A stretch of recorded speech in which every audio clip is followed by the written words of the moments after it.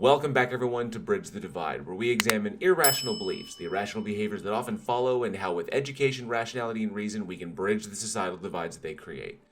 So I know I'm normally on camera, but today we're going to do something a little different. Instead of the usual response content, this video is going to be more of an essay covering some of my own work on a particular topic, and the topic at hand today is going to be Flat Earth. Now, for those of you who follow this channel regularly, you know that Flat Earth content is not something I really ever engage in. And that's because I pretty much hold to the same position as content creators like Team Skeptic and Simon Dan, that Flat Earth content just doesn't get the algorithmic push that it used to, and there ultimately is no point in debating demonstrable reality, which is a position that's kind of an extension of the philosophical principle Alder's razor, or as it's more comedically known, Newton's flaming laser sword, which holds that if something cannot be settled by experiment or observation, then it is not worthy of debate. But despite all this, given my own educational background, I constantly found my curiosity piqued as to what was the ultimate driving force behind the Flat Earth movement.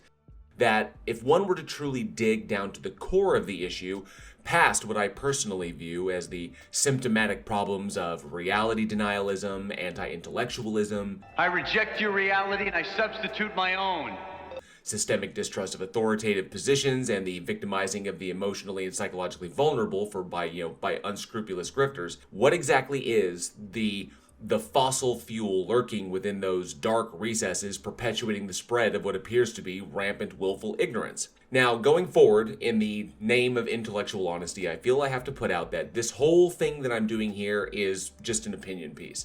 An opinion piece directly informed by my personal interactions with and observations of the collective behaviors of flat earthers over the past 6 years, but ultimately it is an opinion piece. So whether you agree or disagree with my conclusions here will be something that is certainly open for further discussion. But my entire reasoning for putting this out there is because I feel that it's an important topic surrounding the Flat Earth movement that just doesn't get its due share of exploration. So let's dive in.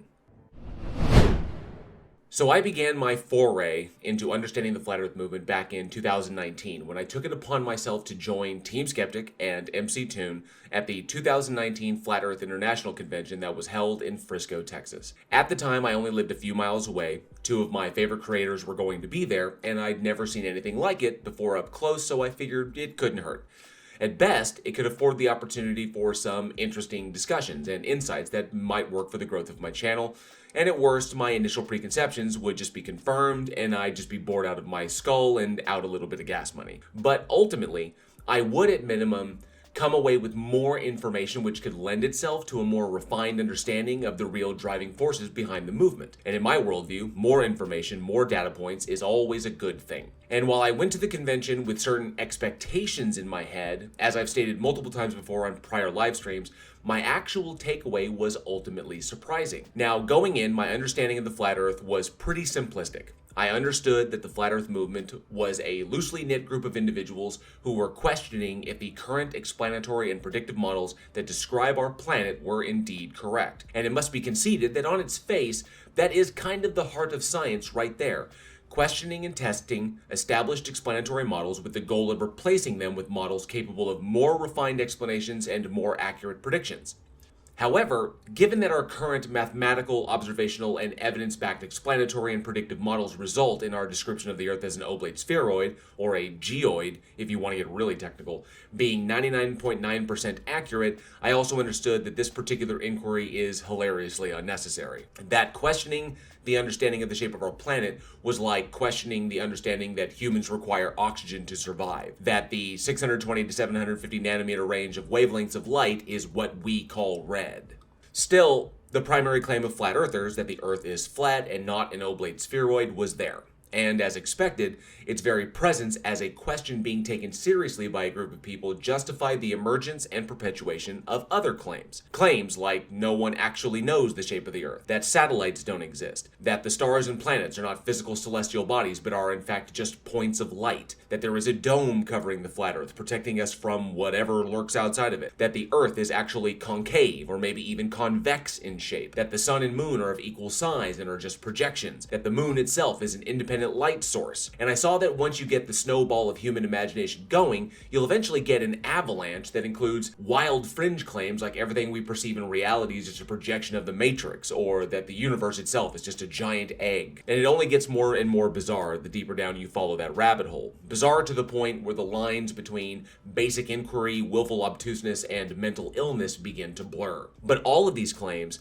I view them as just tendrils weaving off of the initial inquiry, so their existence really only serves to distract from the questions that need to be asked in response to the starting point. And we begin our own evaluation here of their position by looking at how they support their various claims. Now, from what I've seen personally over the past 6 years is that all flat earth arguments can be categorized. From within the movement, I've seen those categories to be as such. 1, perspective, which includes and is limited to the full range of individual sensory experiences.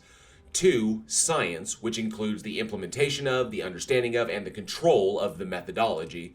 And 3, religion, which includes everything from the modern Abrahamic faiths all the way to ancient esoteric concepts. But from outside the movement, I feel the arguments really only occupy one category. The category of conspiracy. That what we physically perceive as existing is not what actually exists, but is actually more a method of control akin to the Matrix films. That science in and of itself exists as nothing more than a system of control over how, what, and why a person thinks and behaves. And that the entire sphere Earth endeavor, or even the totality of science itself, is intended to draw people away from God and towards Satan, thus controlling their ultimate eternal fates. Now, for those who may have noticed, it is, of course, no accident that there was one word that I used consistently in all 3 of those examples, because I hear that word repeated quite often. After half a decade of listening to and engaging in these conversations, that word stood out to me like a sore thumb. But before I could justify going down that particular path of exploration, I had to understand why all the various flat earth talking points fail on their face. Fortunately, it's not all that hard.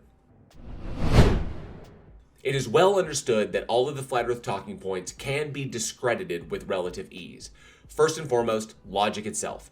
There is no logical contradiction in the earth being an oblate spheroid or geoid, which tells us that it is certainly possible that it is. Secondly, the probability of the earth being a sphere is backed up by mountains of data. Data that includes explanatory and predictive models that are predicated on the various laws that we use to describe our physical reality. Thirdly, that we can address each claim presented by a flat earther, and we can demonstrate how either their understanding of science itself or of mathematics or both are incorrect and are ultimately refuted by those predictive models that I mentioned earlier. And lastly, we can look at what would be the cost effectiveness of an international consortium trying to hide the shape of the earth from a population that basically outnumbers them 100 to 1, and what could ultimately be gained through that effort versus what would ultimately be lost by the earth actually being a sphere and flat earthers are just unnecessarily questioning understood reality. And the answer to both of those is nothing. From a basic return on investment model, the sheer monetary and resource cost of roughly 8 million people on the planet trying to hide the shape of the earth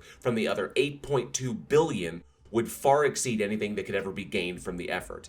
And because a spherical earth is not a thing that is mutually exclusive in regards to any other position concerning human behavior, there was never anything there to lose in the first place. But more importantly, there was never anything for the flat earthers themselves to actually lose. Because accepting the reality of the situation, that the earth is indeed a sphere, would just require a reassessment and adjustment of a few minor points in their worldviews. Ultimately, such an act would have no real impact on the outcomes of their lives. They'd still have to get up in the morning, they'd still have to go to work, they'd still have to pay bills and taxes, they'd still have to raise their kids, they'd still have to deal with the day-to-day problems that they face now. So seeing as how to hold to any flat earth talking point requires a suspension of critical reasoning and a full embracing and commission of a number of logical fallacies, we can easily include that none of these talking points are really what matters here. There was, in fact, something deeper, and it goes back to that one word I saw consistently invoked by flat earthers. And this effort here began with that recognition, and it was a recent interaction of mine with a flat earther that convinced me to get it all down and share it here.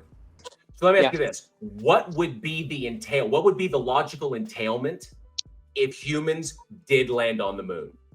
If that is a true proposition, what do you think is logically entailed by that being true?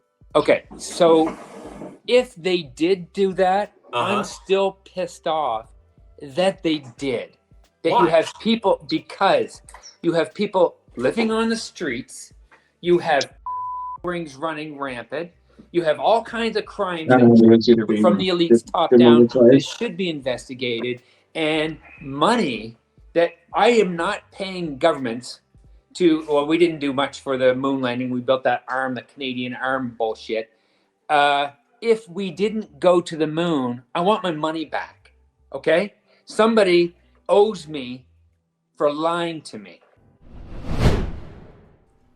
Control. It's a word that has many contextual definitions.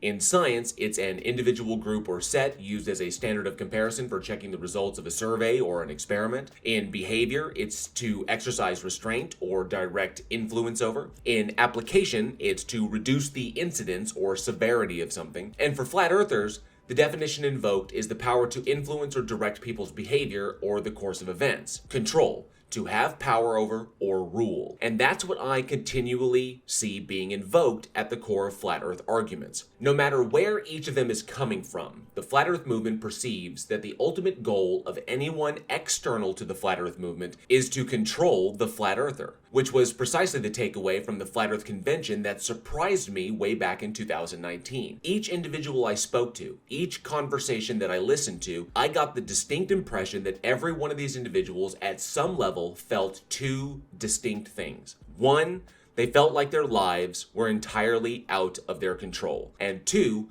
they felt like the loss of that control, either directly or indirectly, was entirely the fault of someone else. And I realized that the commonality I was picking up from flat earthers was a profound sense of disenfranchisement. That each one of them, in one sense or another, felt that they were somehow being deprived of something absolutely vital to their lives, and that it was the culmination of the nefarious actions of those individuals not in their in-group that were ultimately to blame. But disenfranchisement itself is not a sense of oneself that merely occurs in a vacuum. It is either the result of a perception of one's own life as a result of other people's actions or their own actions, or it is a result of being convinced that a perception of one's own life is true by someone else. And it's from here that I think we can categorize all flat earthers into a sort of nested hierarchy. Starting with the core category of people who identify as flat earthers without assuming anything else, we see two distinct groups: the believers and the non-believers. The believers group contains those individuals who believe that flat earth is actually true. And the non-believers group contains those individuals who do not currently hold the positive belief that flat earth is true. And these two groups can further be divided into two additional groups. The believers group can be divided into two groups that I call the entitled and the vulnerable, which are names I derived from the observed sense of disenfranchisement this collective group shares. And the non-believers group can be divided into two groups as well that I call the radical skeptics and the grifters. The radical skeptics being those individuals who don't hold to one position or the other, but do hold that flat earth is logically possible, and the grifters being those individuals who know that flat earth is false and are merely exploiting all the other members of both groups for their own personal gain. Now, I'm certain all of you out there know exactly which of these groups you'd put any one particular flat earther into, but if you think there is a grouping I may have missed, feel free to leave your thoughts in the comment section. So moving forward, for the purposes of this essay, I won't be focusing on the non-believers group, the radical skeptics and the grifters, though that is certainly a conversation that can be had in its own right, and I'll be focusing on the believers group and their collective sense of disenfranchisement, which are the entitled, whose sense of disenfranchisement stems from the foundational belief that they are owed or deserving of something from society, or maybe even the world itself, and that the fact that they are not getting that thing is in no way their fault, and the vulnerable, whose sense of disenfranchisement stems from the negative perception of the state of their own lives, and whose general ignorance or fear has been exploited by others, typically the entitled or the grifters, to convince them that their sense of personal disenfranchisement is justified and that it is in no way their fault. And I think we can establish this as being the case because we observe exactly what we would expect to see if it were. We observe the entitled flat earthers motivated by the confidence of their self-importance rising to the position of leaders or icons in the movement. These are the voices in the movement that we so often publicly hear. And we see the vulnerable flat earthers, desperate for some sense of individual validation, swarming around the entitled wherever they happen to appear. These are the cheering masses in the movement we so often see opening their wallets. existence. What this also tells us is that the believers group is composed of an interesting parasocial relationship. Those whose sense of self-entitlement, which I think could be argued borders on blatant narcissism, and those who derive their personal validation by actively providing those narcissists with the supply they need for their own personal validation. And I propose that the outcomes we see from their individual behaviors are what confirm this. So now that I've proposed that believing flat earthers can be divided into these two groups, I think it's important that I present the evidence that supports that assessment. And the best evidence lies in these individuals' own observable and predictable behaviors. For those in the entitled group, the evidence of their entitlement is in their failure to positively act in their own favor. These individuals feel that the problems that they perceive in their own lives, problems such as chronic sickness, poverty, lack of education, death, bills, taxes, legal troubles, job troubles, family troubles, etc., are all the result of someone or something else actively denying them what they feel they are owed or what they feel they inherently deserve. They know precisely the direct circumstances that have led to them having these issues, but they believe that the indirect circumstances are the fault of anyone else but them. But what exactly is it these individuals are doing to rectify these issues? Do we see them actively pursuing politics in order to be the source of the change that they want to see in their community or in the world? Do we see them establishing plans or actively taking account of their own lives in order to get a control of their problems? Do we see them engaging in grassroots efforts to influence their leaders to push legislation that can ultimately help them and others?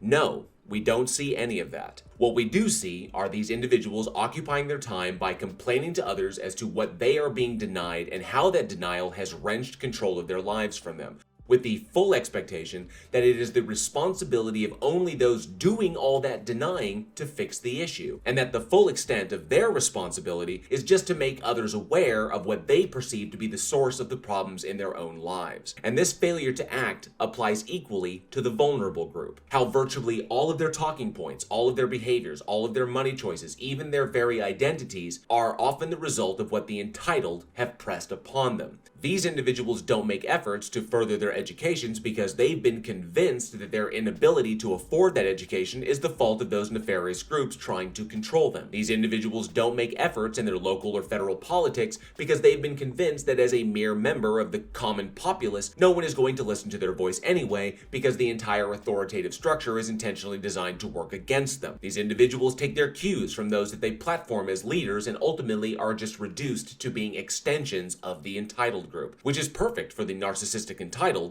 who ultimately get their validation or their narcissistic supply by hearing their own arguments and observing their own behaviors being echoed throughout the community. And all the while, the grifters, whose very presence is never directly countered by the entitled, capitalize on the vulnerabilities of both groups and victimize them equally, exploiting the ignorance and fear of the vulnerable and the self-righteous rage-induced blind spots of the entitled. All of this is exactly what we would expect to see in a social group whose very collective identity is predicated on something that is not based in reality. To put it simply, this is exactly what we see within the structures of a cult, for which I think there is no better analogy than looking at the structure of one of the best-known cults in the modern age, Scientology. At the bottom, you have the vulnerable that are being preyed upon. In the middle, you have the entitled, who believe that through the actions of the cult, they are reclaiming what they feel they deserve or what is owed them, while narcissistically subsisting off the desperation of the vulnerable. And at the top, you have the grifters, who are the small group that know the truth and actively prey upon the entitled and the vulnerable alike through an authoritative control of the behaviors, information access, thoughts, and emotions of the groups beneath them. So I think I'm safe in concluding that the Flat Earth movement itself was never really about science. It was never really about the government or any authoritative body at all. And it was never really about religion. These arguments are just extensions intended to justify the primary issue at hand, that these people feel that the problems of their lives are not their own fault or the result of their own doing, but are a result of whatever powers that be they think exist actively working against them in an effort to steal away the control of their very lives, leaving them destitute, despondent, and disenfranchised from the society and even the very world that they live in. And this is what ultimately tells us that the Flat Earth movement was always about the Flat Earthers themselves, a loosely knit group of individuals desperately clamoring for someone, anyone, to simply recognize and validate their very existence. And the Flat Earth movement was the support group that they found that does just that. What this also means is that the real solution to this whole primary issue will never be found by looking at the Earth or debunking any conspiracy. It will only be found by looking at the individual flat earthers themselves.